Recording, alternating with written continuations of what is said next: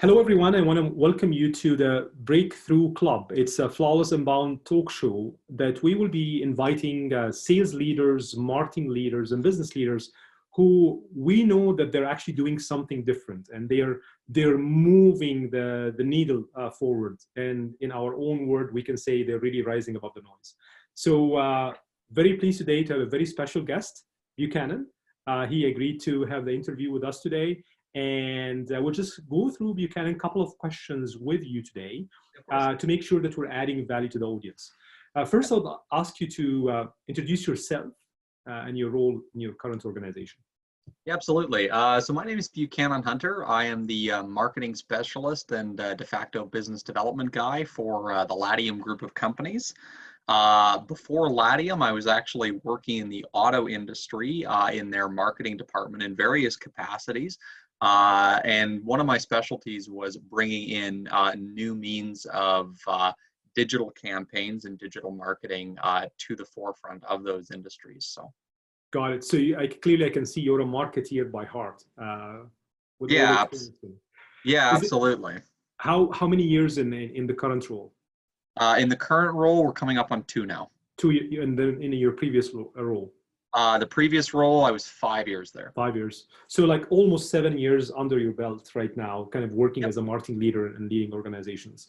So tell me more about the organization itself. Yeah, so Latium was actually started 26 years ago by a husband and wife team, Lori and Tony Pecorelli. It was started as a fleet and asset management company with the goal in mind of helping clients throughout heavy industry optimize their fleets with a range of end-to-end services, from GPS and telematics to maintenance coordination to rentals. You name it, they'd be there for you. That actually spun off into a tech company a couple of years ago as technology was becoming more and more present in the day-to-day operations. So right now, Latium Technologies, it's a 1.5 years old, and we're developing IoT solutions for, again, our partners within heavy industry to help them optimize job sites and add more to their bottom lines. I like that. It's a sample of an organization where they actually wanted to kind of disrupt themselves before the market disrupt them. So they move from maybe a traditional model into a technology company, or spin off another company, which is a technology company right now. Is that correct? Oh yeah, absolutely. Lori and Tony, they have a history of being disruptors. Basically, there's that Wayne Gretzky saying, don't go where the puck is, go where the puck's gonna be. And they have this history of kind of, leapfrogging to this, to the next level before anybody else does. We were doing GPS kind of before it was cool. So yeah, wow. it's a very exciting organization to work for sure. So clearly there's a vision, and then hopefully connecting the dots backward on how to get to that vision. So you guys are selling, so right now, really your services, is it kind of simplified by saying it's hardware, software, and services? Is that how you guys do this selling right now? Or? Yeah, absolutely. It's kind of a melange of services. Obviously, there is a smaller hardware component. Obviously, we specialize more in offering platform solutions to our clients. Through our IoT platform, which we've named Yonder. It kind of comprises a number of services and features that we sell to our clients. When did you guys launch this this platform? Yonder was launched. It was launched about a year ago. It was about a year ago, kind of into the platform or into the tech company, and it's enabled us to work with some pretty massive companies over the last couple of years. It's been a very, very fruitful couple of years for us. We're very fortunate. Interesting. And tell me more about your market. Is your marketing Alberta and BC, Canada, national? Like, tell me more about that. Obviously, given that Alberta's oil and gas country, the initial market was for sure Alberta-based companies. However, given modern technology and stuff like that, I think the current situation with a lot of us working from home has definitely solidified the point that you don't have to be on the ground to make things happen elsewhere. So over the last couple of years, we've done work as far away as Ghana and West Africa.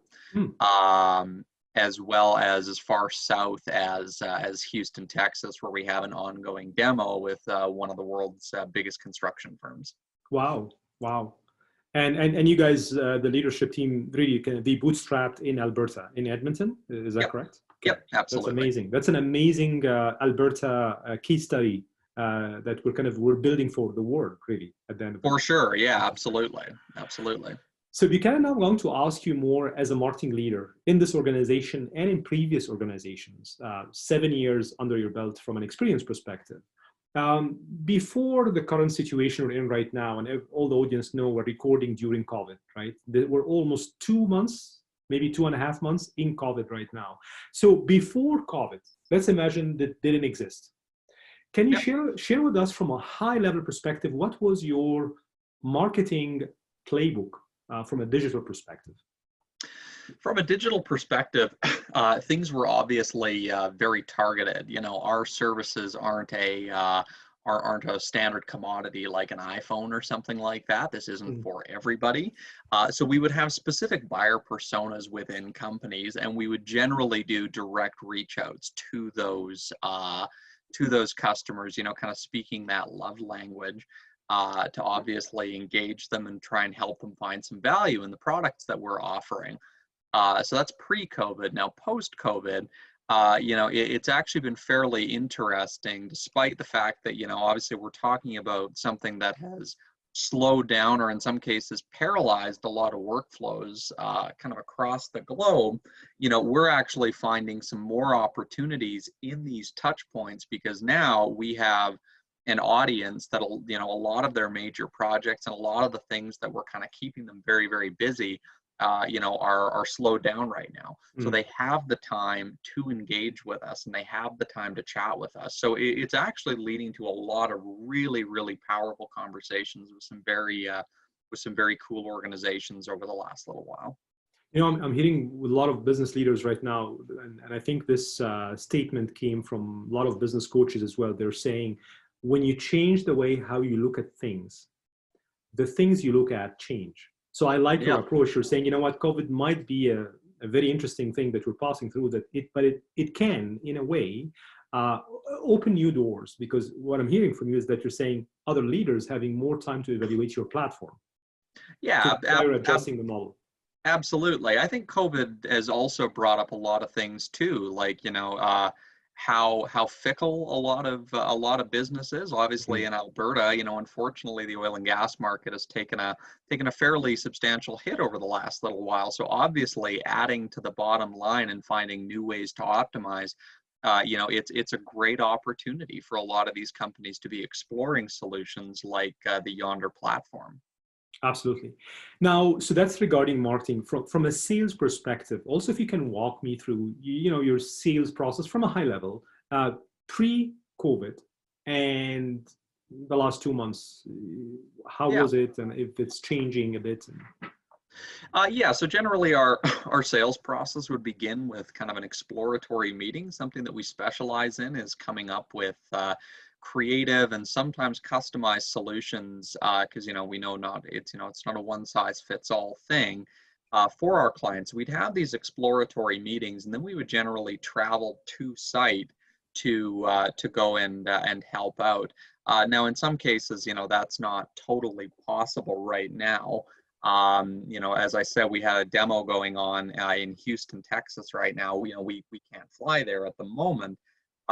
So now we're having to pivot and come up with new ways that we can demonstrate our technology for people, even at a distance. You know, sometimes it's showcasing the intuitive back end, some of the artificial intelligence that we're putting in there.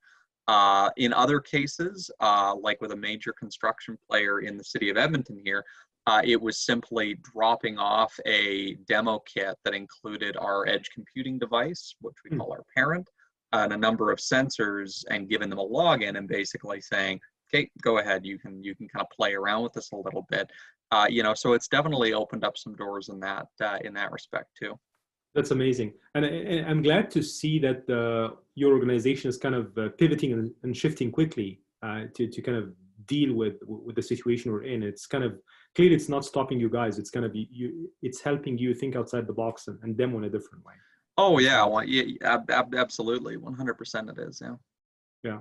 So then tell me more about how, Rick, the company, from a cultural perspective, how the team are working and collaborating right now during COVID. And Yeah, absolutely. So before COVID, we're a very tight knit team, anyways. Like it's a very family oriented office and stuff like that. Lots of fun, lots of activities and stuff like that. So obviously this had the capacity to take a pretty big hit on that. Having said that, though, our management team, they value mental health in a very big way. They know the importance of it, which is very cool to see. So obviously we're holding meetings, doing daily check-ins and stuff like that, even if there's nothing pressing happening. It's good just to get some human interaction, to kind of chit chat with them, see what's going on, know that they're doing well, know that they're healthy. So I think culturally this has been a really, really big thing for us, because it's enabled us to kind of come together and become even more tight knit, despite the fact that we've had to social distance. absolutely. What we're seeing with a lot of organization, it's testing the culture of the organization to see that Totally, yeah. you're committed to the culture, and clearly you guys are doing that, which is great. A quick question about technology. Are you guys using GoToMeeting, Zoom, Teamworks?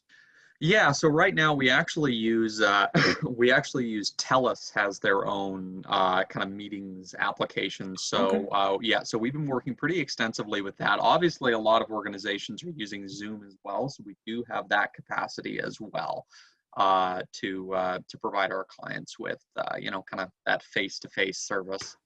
And your demo, you spoke about the demo and doing kind of demo from a distance during COVID. Are you guys using video in the demo? Like, is it a Oh phone yes. call? Is it, so you're opening video? It's video, and we try and do live demos, because obviously I came from the world of car sales basically, and in no other industry will you see better that people want to see, touch, smell, feel things in real time. You can do a lot of stuff over the phone, but selling a product and building that kind of value in a product definitely isn't one of them. I think that it has to be done with some level of visual component to show how far ahead we are right now. Got it. Final question to you Yep. before kind of before closing here is from how many touch points usually a persona or a prospect go through till they, let's say, sign a contract with the organization? That varies. Usually we see it's that kind of maybe between 5 and 8 touch points. 5 and 8, yeah. Yeah, Yeah. As a yeah. B2B organization, that's usually the range we've seen with a lot of others as well. Yeah. Usually that's the case. Obviously, there are going to be outliers in that respect. We do have some accelerated contracts on the go right now. However, we find that from an initial introduction to someone and to the point where we're actually signing up, it's usually between 5 and 8. 5 and 8. And from a technology perspective, when it comes to the marketing stack or a CRM technology, during COVID or post-COVID, what kind of platforms will you guys be looking at or implementing already? Well, right now we're using like MailChimp, for example, has been a big boon for us as far as getting some of those campaigns out. It's pretty good for that. We've also been utilizing a company called Lead IRO that has helped us kind of identify prospects at companies. Right now we have been exploring the concept of a CRM. Obviously, that's how you and I were introduced. I think HubSpot, which Flawless Inbound is the champion of HubSpot. I think HubSpot could definitely be a big boon for if not necessarily Latium, definitely organizations right now to invest in a CRM and streamline those inbound marketing efforts. Absolutely. Beautiful. And since now we're at the end of our talk show, I just want to thank you so much for the time today. And clearly, I can see yourself and Latium, you guys are rising above the noise, which is really the mantra of Flawless Inbound. Any final thoughts or takeaway for all the audience today who are listening to our show today? I would say the only thoughts and takeaways would be, if things do seem slow, you have two big opportunities as a business owner.